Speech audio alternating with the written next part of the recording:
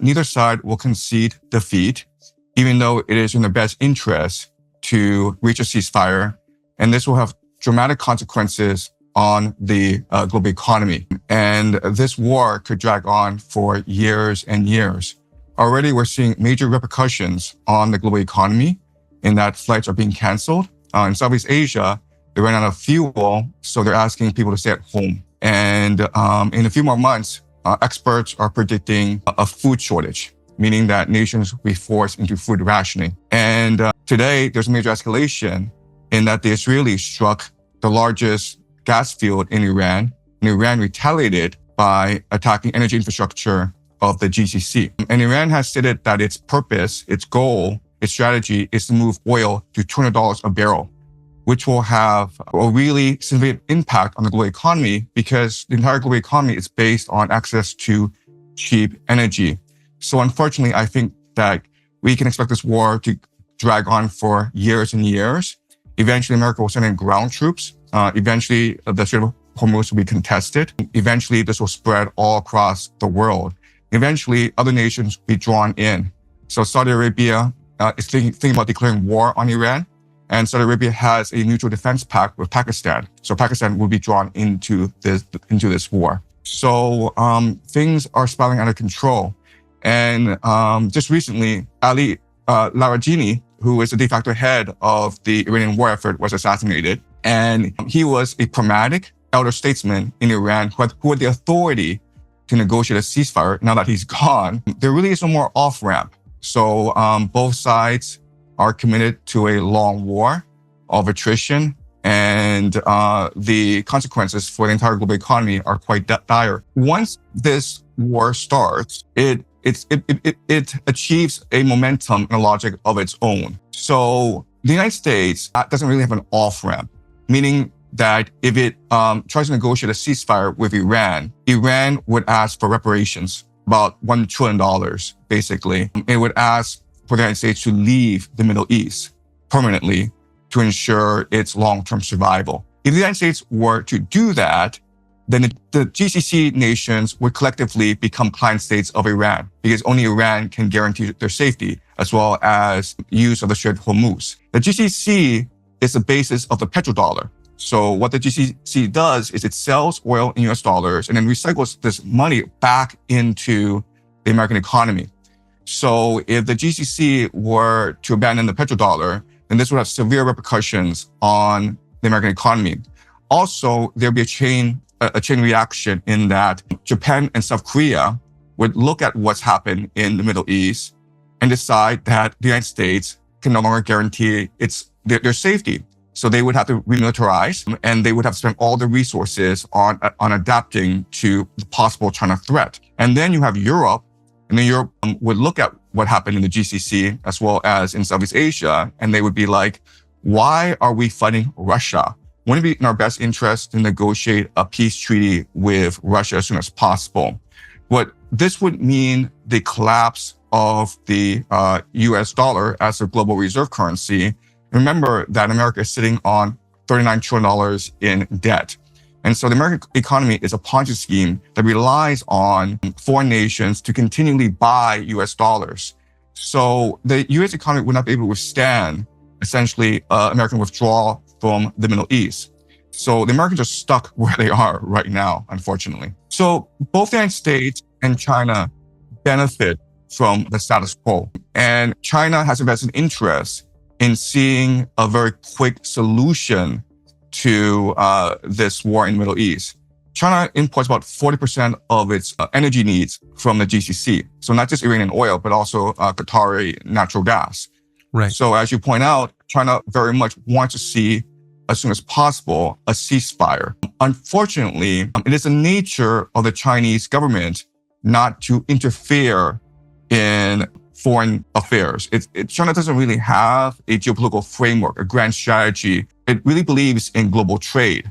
And it doesn't really have a framework for how to resolve armed conflict.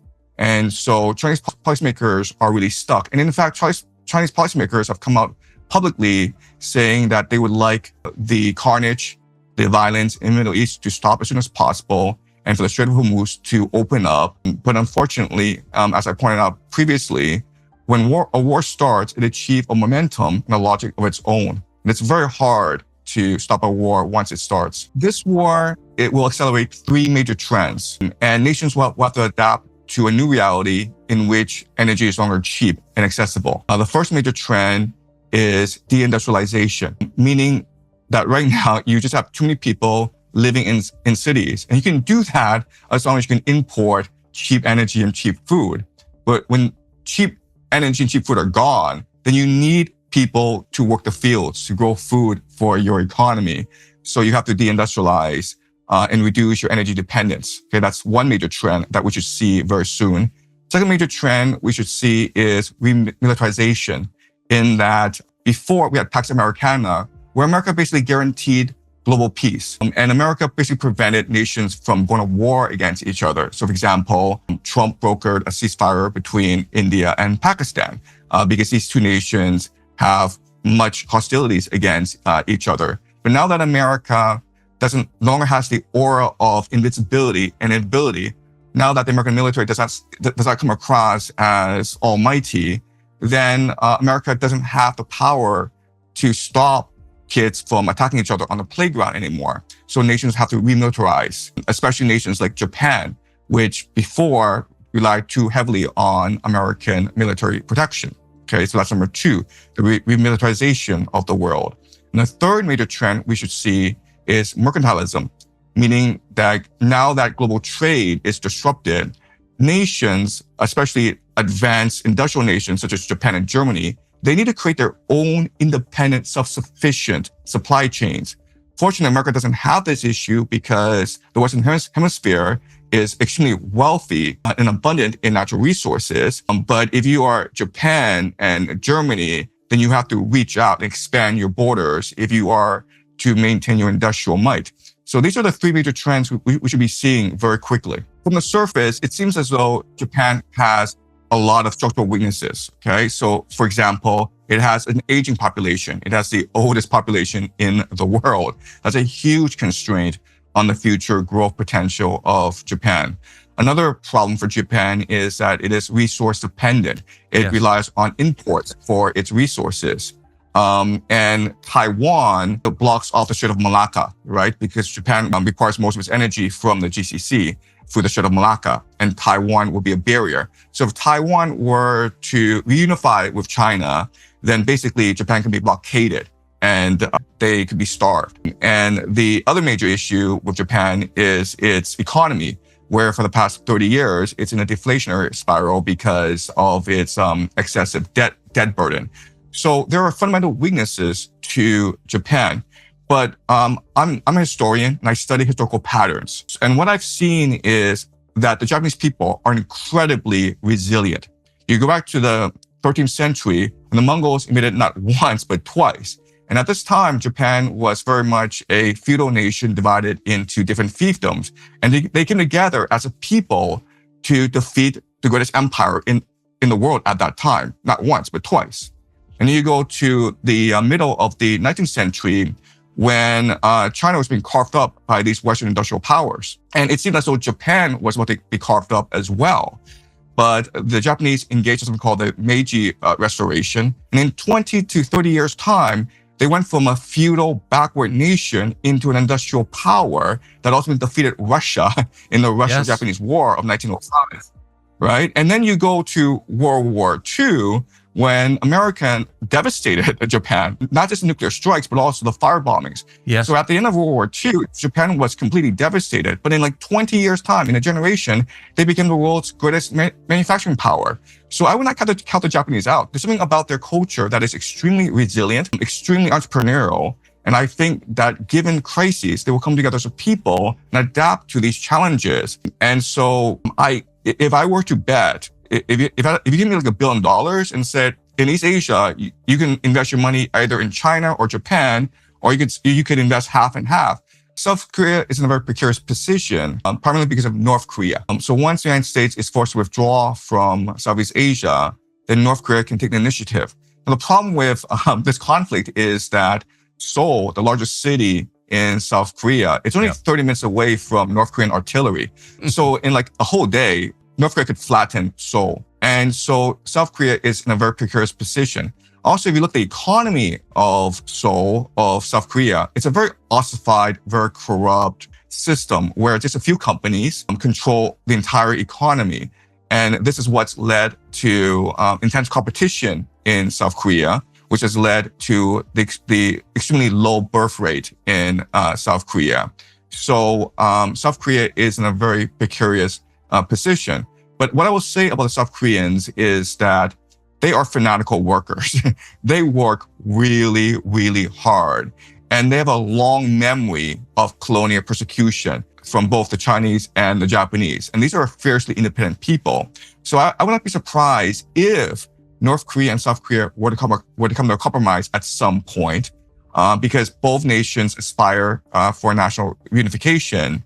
And because China and Japan will be in conflict with each other, then the Korean people could actually navigate this conflict to their benefit. South Korea's economy is ossified and centralized. It's a monopoly economy. Its birth rate is low. What's the connection between economic monopolies and low birth rate? Yeah, great question. So when you have a monopoly, what you do is you create a hierarchy, right? Because everyone's trying to get into these companies because these companies are the most prestigious in South Korea. And South Korea is very much a Confucian culture where face is everything. So the problem, though, is how do you get into these companies? It's a very prestigious position where everyone's trying to get in, right? And so you usually get in through the college entrance examination, which allows you to get into a prestigious university, right? So if you are a South Korean couple, your strategy is either not to have children because you cannot afford to play this game, because you need to send your kid to cram schools, get the best tutors, basically focus all your resources on ensuring the child does well on the college examination so that he or she can get into Samsung. Or you can choose not to have any children because it's too expensive for you. But if you choose to have children, you can only choose to have one kid because it's much more strategic for you to put all your resources into one kid than to spread it over 3 or 4 kids. So that's why economic monopoly would naturally lead to a low birth rate. So what you're saying is intense competition for resources, scarce resources, produces an incentive that results in low birth rate. Exactly, because everyone sees themselves as competitors against each other, right. And you lose a sense of community, right? Because you have a lot of children because you want to contribute to the community and grow as a nation. But when you see your neighbor as your enemy, then that reduces your incentive to have children. The reality is that this war in the Middle East is having a severe impact already on the entire Southeast Asian economy. So India imports about 60% of its oil from the GCC. Pakistan also imports a majority of its oil. Japan imports about 75% of its oil from the GCC. China imports about 40%. Okay, so all these economies are being impacted, and already Thailand, Vietnam are running out of fuel. And when you go to a gas station, there's just no more fuel for your motorbike. And now people are being forced to work from home. There's fuel rationing. There's no jet fuel. So this is impacting all of Southeast Asia. So the question isn't like who will be impacted, because everyone's impacted. The question is who will be most resilient and the most willing to innovate and adapt to this new reality. Because we're not talking about short-term war. We're talking about a long-term change to the global economy. And I think that China will actually be the least resilient and the least ready to adapt to this new reality, because for the past 30, 40 years, China has gotten very wealthy because of the global economy, where it imports cheap energy and exports manufactured goods. And the entire Chinese economy is currently based on this model. Now, for the past 20 years, China has been moving towards a consumer-based economy and more of an innovation-based economy, AI. But unfortunately, AI itself is dependent on cheap energy. And Chinese consumers are refusing to spend money for a variety of reasons, primarily because they are not that optimistic about China's growth in the future. So Chinese household savings is about 40%. And unless the government is able to get Chinese to spend more money, then it'll be very hard for the Chinese economy to move towards a consumer-based economy. So all of Southeast Asia will be impacted. And I think China will be impacted the most in the long term. Maybe not in the short term, because China still has access to Iranian oil. Scott Bessent announced today that they will lift sanctions on Iranian oil. in order to make sure the global economy is not too impacted by this war. But in the long term, the Chinese economy, it is now much too focused on export and manufacturing in order to shift to a much more diversified economy. Yeah, and I would say, look, the East is going to be much more impacted than the West because at the end of the day, the Western Hemisphere, America, the wealth in the Western Hemisphere is just tremendous. The Western Hemisphere is self-sufficient, but that's not true for Southeast Asia. Southeast Asia is very dependent on energy from overseas. How does this affect Africa? Right. So with this war in Ukraine and with this war in the GCC, experts are saying that in the worst case scenario, you could have famine in Africa because so much of food and energy sustains the African economy. Unfortunately, the biggest loser of this war, regardless of how it turns out, okay, even if the Americans were to win, the biggest loser is the GCC. Because for the past 30, 40 years, the GCC is basically built on a mirage because it's essentially a desert with very little access to fresh water and very little agriculture. And so it couldn't really sustain a large population. But with the petrodollar and with American military protection, then the GCC nations felt free to invest in technology that allowed them to grow their population, right? So these desalination plants, modern infrastructure. So you sort of saw this massive growth in Dubai, in Qatar, in Riyadh. And what this war has done is shattered this mirage and revealed the limitations of the GCC. So for example, look at Dubai. So Dubai for many years has prided itself as this safe, very cosmopolitan, very open tax haven. So a lot of wealthy people immigrated to Dubai. But because of this war, and we're talking about like a few drones hitting hotels, it's really shattered the image of Dubai. And once you shatter this mirage, you can never, ever rebuild it again. So the idea of Dubai as like the future New York or London, the financial capital of the GCC, this mirage has evaporated. Iran in 5 years? So Iran is being devastated right now. So the Israelis and Americans are attacking critical infrastructure. So the Israelis attacked the largest gas field in Iran. The desalination plant was destroyed. But we also have to remember what is being hidden from us. And what's being hidden from us is the fact that the Israelis and Americans are trying to destroy the capacity of the state to govern the nation, basically destroy the state's monopoly on violence. And so what we're hearing are attacks on police officers, on military installations, and there's talk of special forces going into Iran and starting to fund dissident groups, right? Like the Kurds and the Palakis in southeast Iran. So no matter what happens in this war, it's going to be very hard for the government to maintain national control, even if they were to survive this war. And also another huge issue for Iran is that for the past few years, it suffered drought issues. So its agriculture was heavily impacted. They were actually talking about moving terrain, like moving these millions of people out of the city of Tehran because the capital could no longer sustain this large population.